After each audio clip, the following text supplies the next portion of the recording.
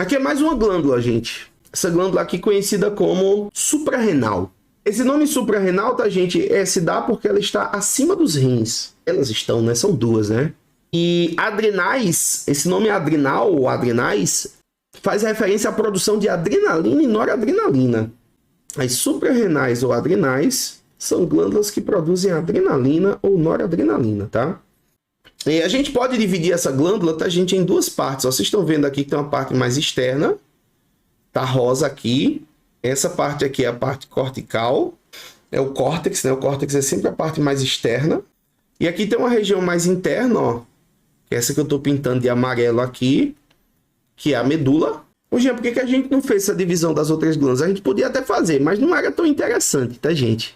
A gente faz a divisão dessa forma porque a parte medular produz adrenalina e noradrenalina e a parte cortical produz hormônios diferentes. Então são hormônios distintos produzidos nessas diferentes partes da suprarrenal. É por isso que a gente divide ela em duas partes, porque essas duas partes diferentes produzem hormônios diferentes. Quais são os hormônios produzidos, Jean? Vamos por partes, né? Vamos por partes. Vamos começar na região cortical aqui, que é esse córtex, ó. Região cortical, onde fica o córtex, a parte mais externa, tá? Um pouquinho de hormônios sexuais, sem muita importância isso, tá, gente? Hormônios sexuais são produzidos numa quantidade bem pequena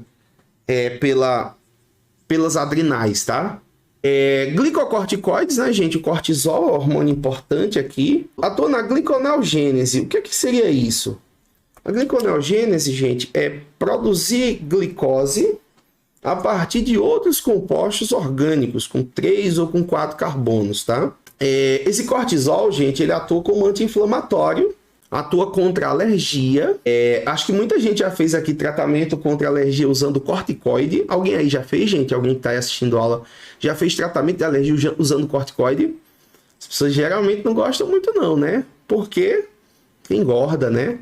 Por que engorda? Porque o cortisol vai fazer tua glicemia aumentar. Enquanto sua glicose no sangue estiver alta, a sua célula vai preferir usar a glicose como fonte de energia, vai pegar os lipídios e vai estocar esses lipídios, tá certo? Então aquele corticoide que a gente toma como no tratamento de alergia, ele é um glicocorticoide, tá? Os mineralocorticoides, tá, gente? Em especial aqui a gente tem a aldosterona. A aldosterona aumenta a reabsorção de sal, né, de sódio, de cloro no nosso néfron. Com isso, a gente também reabsorve água. Ou seja, pessoal, tanto o ADH como a aldosterona são hormônios que aumentam a reabsorção de água, porque fazem você reter água, aumenta a pressão arterial, entendeu? O sal em excesso, né, sendo reabsorvido, favorece aumento de pressão arterial. Se tiver muito sal no sangue, né, gente? A gente vai ter a absorção de água pelo sangue, né? O sangue vai ficar puxando água dos outros tecidos. Isso vai aumentar o volume dele, né? Isso vai aumentar a pressão arterial, tá? A aldosterona também contribui para o aumento da pressão arterial. E aqui abaixo, pessoal, a região medular, que produz, ó, adrenalina e noradrenalina, que são neurotransmissores do sistema nervoso autônomo simpático, tá? Professor, como ele atua no tratamento da chikungunya? O papel dele relacionado à chikungunya é só papel anti-inflamatório, tá? A chikungunya em si, você só trata os efeitos da doença. Você não tem como eliminar o vírus. Você não tem um medicamento que elimina o vírus. Quem vai eliminar o vírus é o teu próprio sistema imunológico, tá? O paciente que tem chikungunya normalmente reclama muito de dor na articulação, de inflamação na articulação.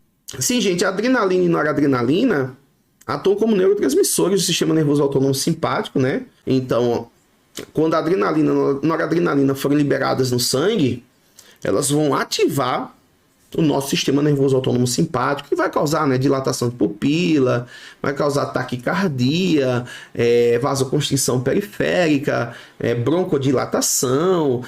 Gente, aqui a gente tem dois problemas relacionados, no caso, a suprarrenal ou adrenal. Temos dois problemas ligados à suprarrenal e adrenal. A síndrome de Cushing. A síndrome de Cushing, gente, ela resulta do excesso de ACTH, né? Termina causando excesso de cortisol e a pessoa, é como se a pessoa tivesse... Existe síndrome de Cushing induzida, né? Se a pessoa tomar muito corticoide em grandes concentrações por muito tempo, a pessoa tem uma síndrome de Cushing induzida.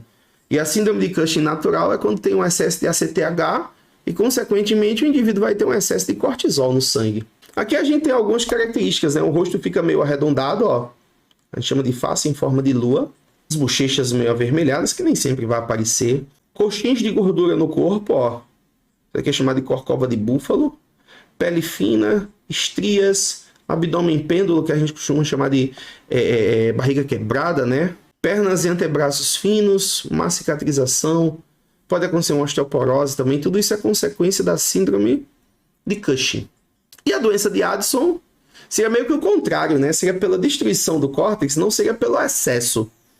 Seria pela insuficiência de hormônios. Ou seja, não teria uma boa quantidade de hormônios sendo produzidos. A doença de Addison. Aí a gente tem, uma falta principalmente de aldosterona, causa queda de pressão arterial, favorece perda de peso, desidratação, seriam os principais fatores relacionados. Outros aí que podem aparecer e constantemente aparecem em pessoas que têm doença de Addison também, mas esses três chamariam mais atenção, tá? Gente, dificilmente a questão vai trazer síndrome de Cushing, doença de Addison, sem te trazer um texto de referência, um texto de apoio, tá? Então vai ser mais fácil sair cair numa prova com um texto explicando um pouquinho sobre cada uma das doenças, mas é bom a gente já indicar para vocês ficarem já ligados aí nesse ponto. Eu vou explicar aqui o mecanismo pelo qual os rins ajudam a controlar a nossa pressão arterial, tá? Tem muito a ver com a aldosterona, que a gente acabou de falar, que favorece o aumento da pressão arterial por reter sal, retém água, e isso faz com que tenha um aumento da pressão arterial. Pessoal, aqui, ó, vem para cá. Vamos começar aqui pela sequência. O rim da gente, o rim é esse aqui, ó. Ele é responsável por filtrar o nosso sangue. E o rim, ele filtra o sangue da gente por pressão. Quando o sangue é filtrado por pressão, o rim vai formar o filtrado glomerular, vai reabsorver componentes desse filtrado glomerular, vai produzir a urina, tá? Se houver uma queda da pressão arterial, que é o que está dizendo aqui nesse número 1, ó.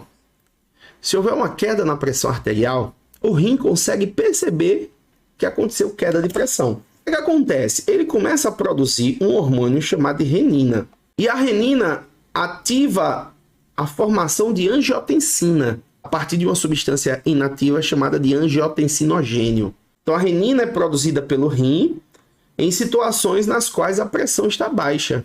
E essa renina ativa a angiotensina, que já vai promover uma vasoconstrição, que é uma constrição dos vasos sanguíneos. Isso por si só já aumenta a pressão arterial. Mas a angiotensina também estimula a produção de aldosterona, que faz a gente reter sal, que faz a gente reabsorver água, e isso também favorece o aumento da pressão arterial. Então, tanto a vasoconstrição provocada pela angiotensina, como a retenção de água provocada pela aldosterona, ajudam no aumento da pressão arterial. Ô Jean, isso aí faz a pressão aumentar, né? Existe alguma coisa contrária que faça a pressão diminuir? Existe. Existe uma substância, tá, gente, que é conhecida como fator natridiurético, que é produzido pelo coração da gente em situações em que a pressão está muito alta. E esse fator natridiurético, ele tanto promove uma vasodilatação, como ele promove também uma maior diurese, uma maior eliminação de água através da urina. E com isso vai ter o efeito contrário. O fator natridiurético, ele favorece diminuição da pressão arterial. Enquanto que a renina produzida pelo rim favorece o aumento da pressão arterial. Óbvio que se esse fator natridiurético ele não for suficiente para diminuir a pressão arterial, se esse fator natridiurético não for suficiente para diminuir a pressão arterial, você vai ter que tomar medicação. Os medicamentos para hipertensão, tá, gente? O medicamento contra a pressão alta, normalmente é um medicamento que promove diurese e ou vasodilatação. Beleza?